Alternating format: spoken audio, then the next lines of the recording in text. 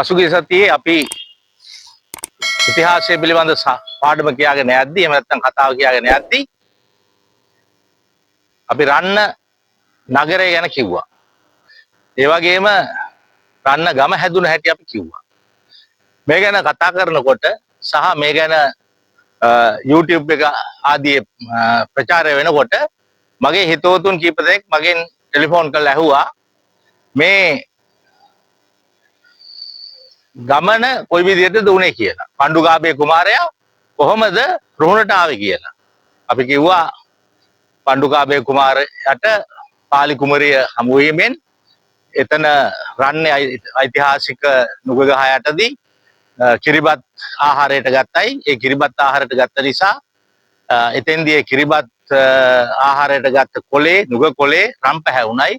ඒ රන් පැහැවුණු නිසා රන්යගේ පසගෙන රන්න නම් බී කියලා රන්න නගරය හැදුනා. ඒ වගේම පසු කාලීනව මේ යුවල විවාහ වුණා කුමරයා කුමරිය හැටියට. එතකොට මේ පාලි කුමරිය පාලි තරුණිය ස්වර්ණපාලි ලෙස කුමරිය හැටියට ප්‍රසිද්ධ වුණා. මෙන්න මේක තමයි රන්න ගම හැදෙන්න කතාව. ඉතින් මේ රන්න ගම හැදෙන කතාවේදී පණ්ඩුගාබේ කුමාරයා රුහුණට ඇවිල්ලා මේ රන්න පහු කරලා ගියේ සේනා සංවිධානය කරන්න. ඒ වගේම අභිආයුධ එකතු කරන්න. ඒ වගේම යුද්ධයට අර පිරිසක් එහෙ යුද්ධ කරනකොට ඒ අයට අවශ්‍ය වෙන ආහාර පාන. රුහුණෙන් ඒ අයට අවශ්‍ය ධාන්‍ය වර්ග වී ආහාර සැපෙවුණා. ඒවා කොයි විදිහටද සපයන්න පුළුවන් ආදිය ඔය ආකාරයේ කතාවල් වලට තමයි සාකච්ඡාවලට තමයි එතුමා මේ ප්‍රදේශය ඇවිල්ලා සේනා සංවිධානය කරේ. අන්න ඒකට තමයි පණ්ඩුගාබේ කුමාරයා ආවේ. ඒ එන ගමෙන් ඇවිල්ලා හින්දේදී තමයි මේ කතාව සිද්ධ වුණේ. ඒ වගේම ස්වර්ණපාලි කුමරිය මුණ ගැහුණේ. එතකොට මේ අය මගෙන් අහුව කාරණේ තමයි කොහොමද මේ පණ්ඩුගාබේ කුමාරයා රුහුණට ආවේ එහෙම නැත්නම් රන්නට ආවේ කියන්නේ. එතෙන්දී අපි කතා කරන්න වෙනවා පුරාතන ලංකාවේ මාර්ග කියන එක. අපි ඉතිහාසය හොයාගෙන යනකොට කියෝගෙන යනකොට අපිට හමු වෙනවා ඒ වගේම දැන් මේ වෙනකොට ස්ථිර කරලා තිබෙනවා අපිට මාර්ග පද්ධතියක් තිබුණායි කියන එක. මේ මාර්ග පද්ධතිය මුලින්ම අඩිපාරවල්.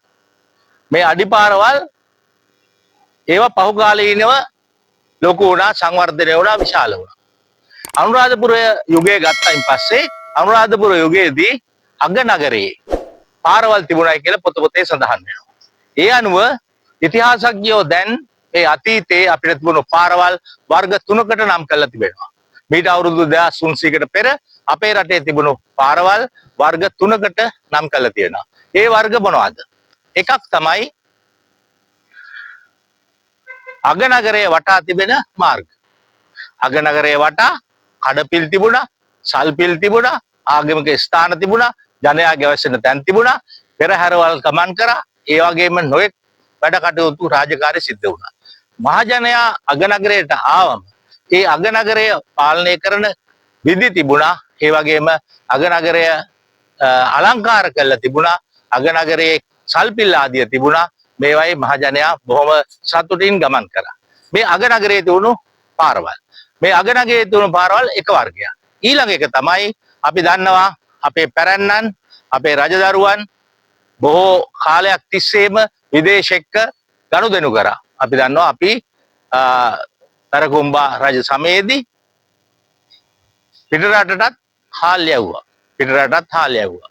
ඒ වගේම අපේ වෙළඳාම තිබුණා. එහෙනම් නැව් මාර්ගයෙන් මුහුදු ගමන් මාර්ගය ඔස්සේ අපේ විශාල සම්බන්ධකම් තිබුණා ජාත්‍යන්තර වශයෙන් විවිධ රටවල් සමග. එහෙනම් ඒ රටවල් එක්ක සම්බන්ධකම් පවත්වන්න වරායවල් තියෙන්න ඕන. වරායවල් සහ රජතුමාගේ රාජධානිය එක්ක පාරවල් තියෙන්න ඕන. ඒ උඩ අනුරාධපුරයේ ඉඳලා ප්‍රධාන වරායවල් සඳහා මේ රටේ පාරවල් තිබුණා. ඒක 2. තුන්වෙනි කාරණේ තමයි තවත් පාරවල් වර්ගයක් තිබුණා. ඒ මොනවාද? අගනගරයේ ඉඳලා ප්‍රාදේශීය පාලන ප්‍රදේශවල දක්වා දිවෙන පාරවල්. අගනගරයේ ඉඳලා ප්‍රාදේශීය පාලන මධ්‍යස්ථාන දක්වා දුවපු පාරවල්. උදාහරණයක් හැටියට අපි ගත්තොත් අතීතයේ මේ ලංකාව රුහුණු මායා පිහිටි වශයෙන් කොටස් 3කට බෙදලා තිබුණා. එතකොට එහෙනම් අපි අපේ ප්‍රදේශය දිහා ගත්තොත් අනුරාධපුරයේ ඉඳලා රුහුණයා කරන පාරක් තියෙන්න ඕන. අනුරාධපුරේ ඉඳලා රුහුණට එන මාර්ගයක් තියෙන්න ඕන.